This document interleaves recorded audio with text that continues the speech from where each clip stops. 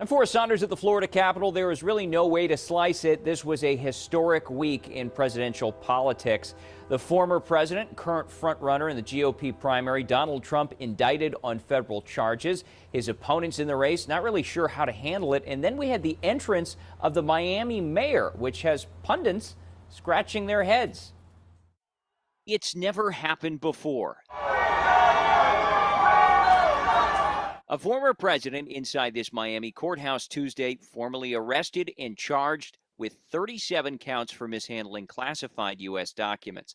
Donald Trump facing years of prison time if convicted. Today we witness the most evil and heinous abuse of power in the history of our country. The Republican held this press conference shortly after pleading not guilty to everything. He alleged the charges were political, despite a pile of evidence, and has kept up the narrative in post after online post. Virtually everyone is saying that the fake indictment is about election interference and should not have been brought. Trump's campaign leaning into it, fundraising like crazy with shirts, videos, and lots of emails, nabbing, it says, more than $6.6 million in a week. The Trump response is actually characteristically Trump.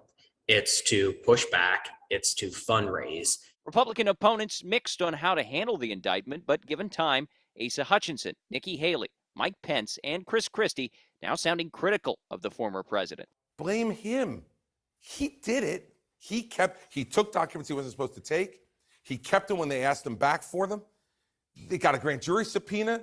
He refused to comply. But others are calling on candidates to pledge to pardon. Either sign this commitment to pardon on January 20th, 2025, or else to explain why they are not. Florida's governor, meanwhile, more reserved and touting his goals without dissing Trump's claims. We're going to excise the political bias, and we are going to end the weaponization of the federal government. It's unclear what kind of impact the indictment will have on polls. The latest showed Trump remains the front runner with a double-digit lead. I'm going to run for president. And speaking of running, Miami's Mayor Francis Suarez, the latest Republican to jump into the crowded field. He told supporters why Thursday.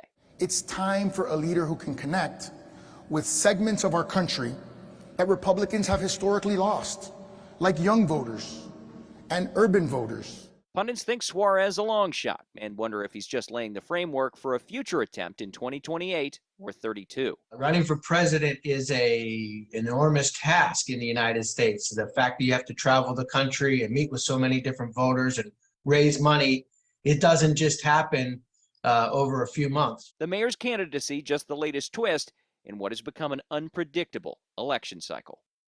So what's next for Governor Ron DeSantis specifically? Well, we expect now that he's got the budget signed and many of those other big GOP goals, he will be focusing more on the campaign trail in the coming months. Expect him to make stops in states like New Hampshire as well as Iowa. That's the latest out here at the Florida Capitol. I'm Forrest Saunders reporting.